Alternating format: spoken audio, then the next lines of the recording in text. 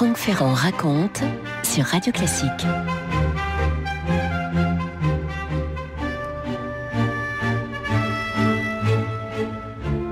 En 1789, au début de la Révolution, la salle de la Comédie-Française se trouve sur la rive gauche, sur le faubourg Saint-Germain. Et le 4 novembre 1789, on peut dire que dans cette salle, l'ambiance est à la nervosité et à l'excitation. Les spectateurs s'installent, certains tout frémissants, d'autres nettement crispés. Ils s'installent devant la scène des comédiens du roi. C'est un scandale qui couve. On s'apprête en effet à jouer une tragédie de Marie-Joseph Chénier, tragédie validée par la troupe un an plus tôt, mais qui, pendant longtemps, a été interdite par la censure royale. Et pour cause, l'œuvre traite d'un sujet d'histoire assez sensible, le massacre de la Saint-Barthélemy.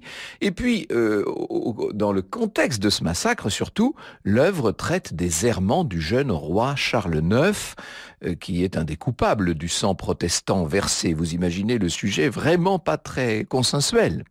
Mais puisque la Révolution est passée par là, la Comédie-Française a été placée dans le giron du maire de Paris. L'interdit de cette manière-là a pu être levé. Enfin, on peut dire que la Comédie-Française, qui a été créée donc sous Louis XIV, qui est protégée depuis par de grands privilèges, va se mettre en marche pour dénoncer l'obscurantisme et l'arbitraire. C'est ce qu'espère une partie du public, en tout cas. Enfin, se dit-on, elle va faire un usage courageux des libertés nouvelles. Alors, ça y est, les comédiens paraissent sur la scène. Il y en a un parmi eux qui se fait beaucoup remarquer. Il a 26 ans. Il s'appelle Talma. C'est un beau brun ténébreux, viril, aux traits expressifs. Il capte tout de suite l'attention et c'est lui qui, justement, incarne Charles IX. C'est lui qui joue ce rôle audacieux. Il a eu le courage de demander ce rôle après qu'un autre acteur de la troupe l'avait décliné. Et il joue donc ce souverain tourmenté du XVIe siècle. Beaucoup de charisme. Talma, c'est un personnage assez, j'allais dire il crève l'écran, en tout cas il brûle les planches, sa vigueur, sa modernité le porte, il donne des accents de vérité aux déficiences de ce personnage perdu par l'intolérance, de ce personnage déchiré par le remords. Viennent les derniers vers, les terribles soupirs, qui, en 1789, ne sont pas neutres du tout. Vous allez voir, voilà ce que dit Charles IX mourant. Des cruels ont instruit ma bouche à l'imposture, leur voix a dans mon âme étouffé la nature.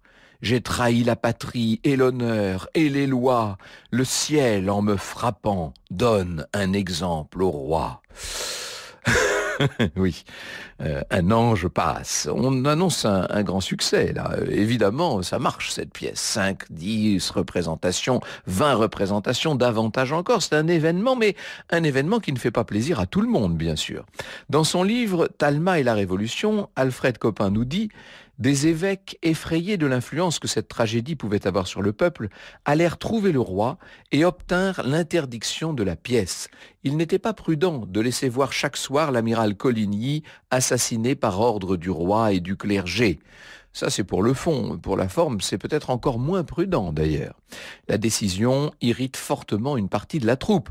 En fait, on va voir très vite se creuser entre les différents comédiens un véritable désaccord. C'est une ligne de fracture qui s'établit, non seulement à propos de ce sulfureux Charles IX, mais d'une façon plus générale à propos des idées de la Révolution. Vous avez ceux qui, comme Talma, veulent accompagner l'élan nouveau de tout leur art, et ceux qui restent attachés à l'ordre ancien.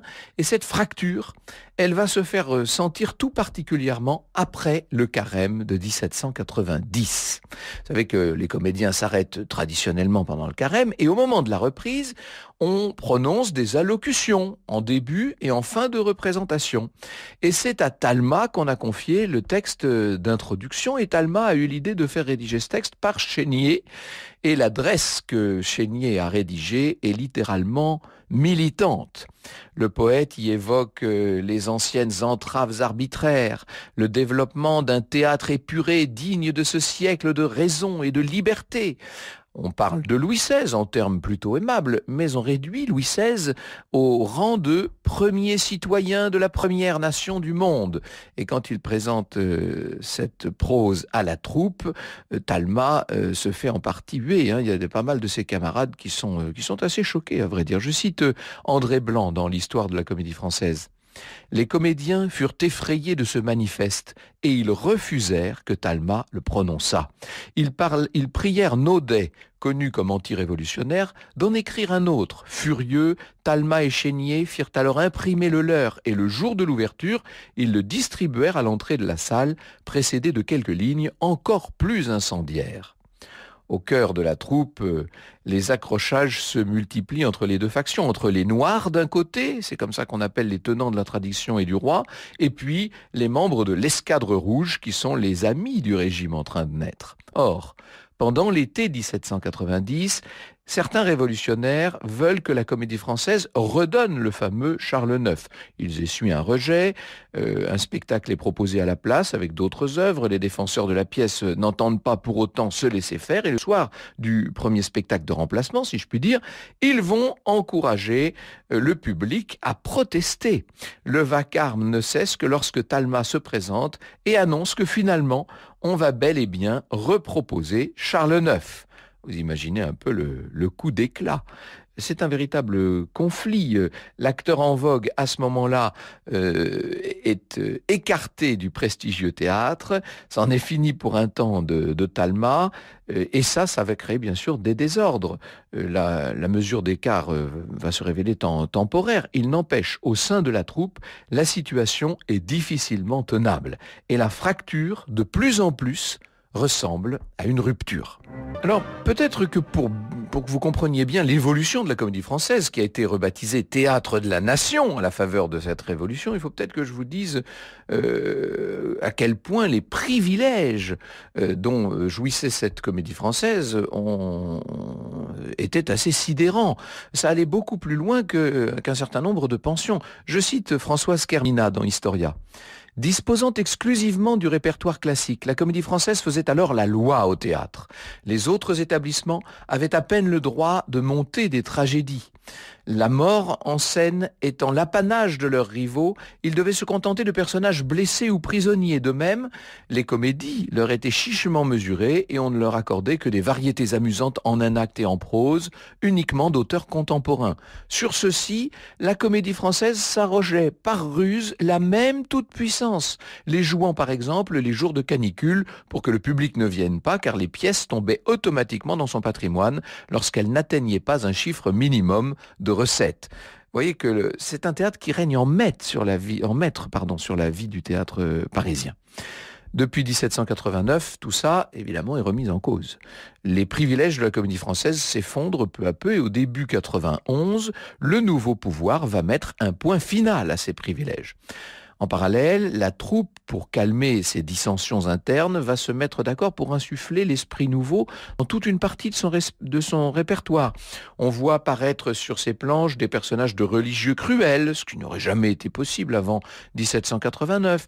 On voit des ennemis odieux de la nation, et comme le notent plusieurs auteurs, tout cela n'est pas toujours d'une grande qualité, il faut bien le dire.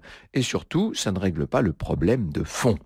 En avril 1791, Talma, mais il n'y a pas que Talma, il est suivi par plusieurs acteurs, dont Dugazon, va faire sécession. Il s'installe au théâtre du Palais Royal, sur la rive droite.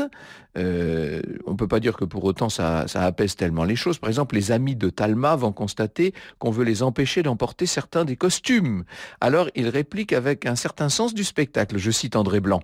Dugazon rassembla une dizaine de figurants, se rendit en secret à la loge de Talma, les revêtit des costumes de licteurs, mit les autres costumes et les accessoires dans des paniers, s'habilla lui-même en Achille avec casque et cuirasse et se rendit ainsi au Palais Royal à travers la foule qui regardait médusée cet étrange cortège. Voilà comment on a fait le déménagement, si vous voulez.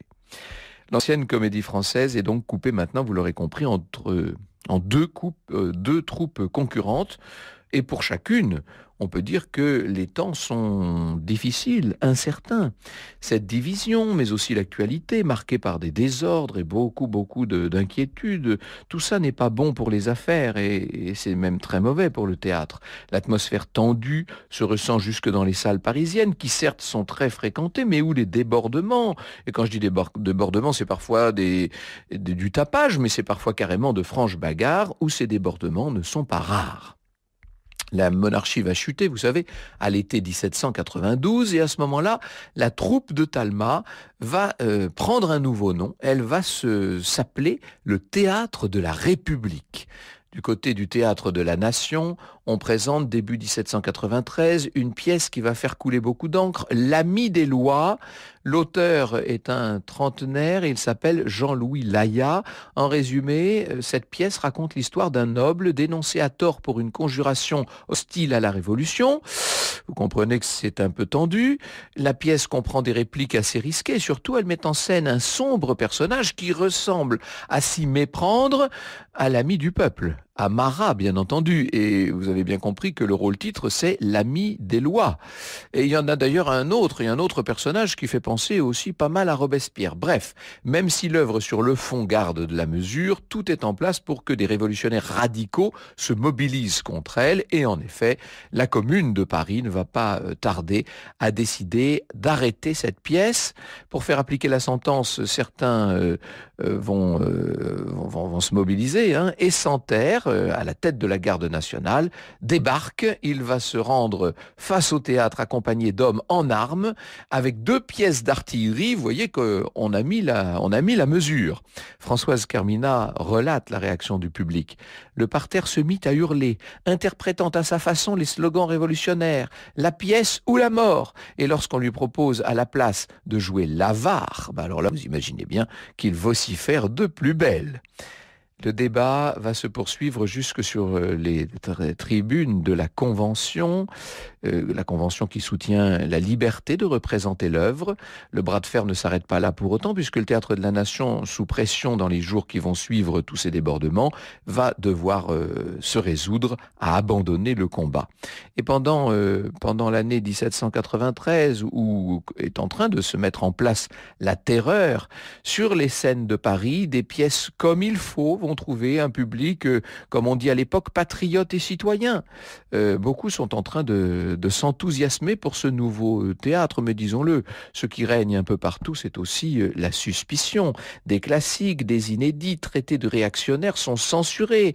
Des textes prestigieux du répertoire sont carrément nettoyés. Et on fait pas dans la dentelle, on enlève des répliques entières et ça va plus loin.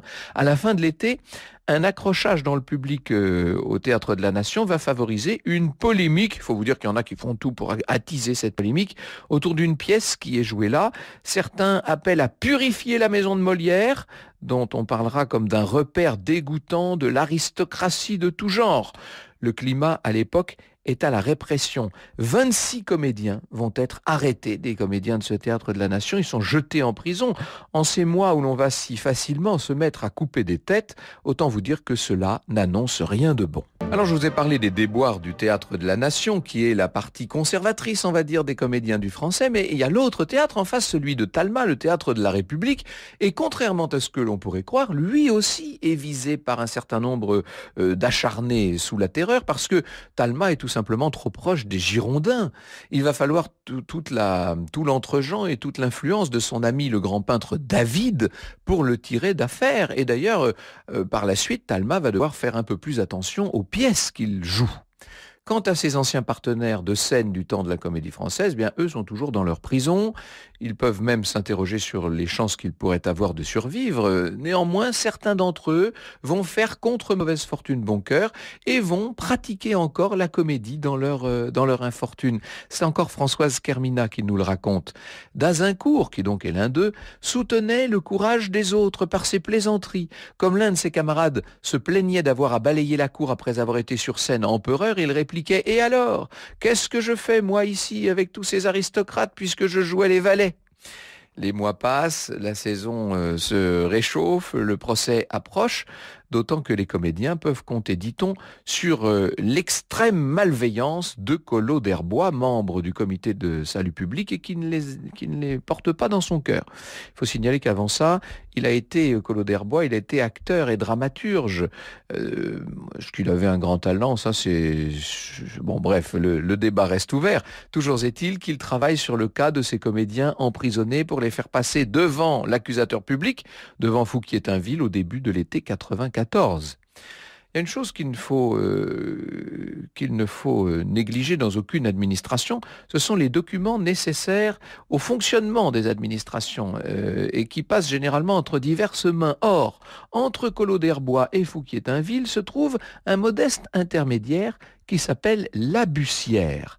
Cet homme est censé ranger les documents utiles pour les procès, seulement disons les choses, il ne fait pas toujours exactement ce qu'on lui demande, l'abusière. C'est un héros de l'ombre, si vous voulez. Lui est touché par le sort de ces comédiens qu'on a jetés en geôle, et il va mettre au point pour les aider tout un stratagème. Je cite André Blanc.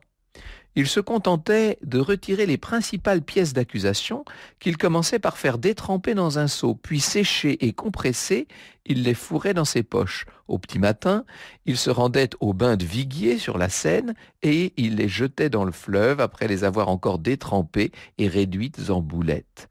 Certes, les dossiers pouvaient être reconstitués, la justice révolutionnaire pouvait suivre son cours, mais il s'agissait de gagner du temps et tout le monde sentait alors que la terreur ne pouvait durer, nous dit André Blanc. Et en effet, Robespierre va être bientôt renversé, c'est Thermidor, vous savez, et bientôt les portes des prisons s'ouvrent devant un certain nombre de ceux qu'on accusait, et notamment devant nos acteurs. Ce qui ne veut pas dire pour autant que leur théâtre leur est rendu, bien entendu. Ils vont quand même, tant bien que mal et avec beaucoup de bonne volonté, essayer de reprendre le fil de leur art. Et là, il va y avoir une forme de réconciliation, si vous voulez. D'ailleurs, Talma va les soutenir, ces anciens comédiens du théâtre de la Nation. Finalement, ils vont se faire recruter les uns et les autres sur diverses scènes au gré des opportunités. C'en est fini de la belle troupe nationale de la Comédie Française, bien entendu. Dans les années qui suivent, sous le Directoire, qui sont des années à peine moins sombres finalement, la liberté reste assez relative et la prudence continue de s'imposer. L'avenir, qu'il s'agisse de l'avenir politique, économique ou artistique, bien sûr, est encore très difficile à prévoir. Pourtant, une idée taraude l'esprit de François de Neufchâteau, qui est ministre du Directoire. Et avant cela, il avait été auteur pour le Théâtre de la Nation, justement. Quand les comédiens ont été arrêtés, c'était justement une des pièces de Neufchâteau qu'on était en train de jouer. Le projet qu'il soutient est à la fois simple et ambitieux. Il veut, tout simplement, dans les locaux du Théâtre de la République, rebâtir la Comédie Française. Évidemment, ça ne va pas se faire très facilement. Il va falloir dépasser un certain nombre de difficultés, de désaccords. Il y a d'anciens comédiens qui vont mettre un peu de temps à réintégrer la troupe.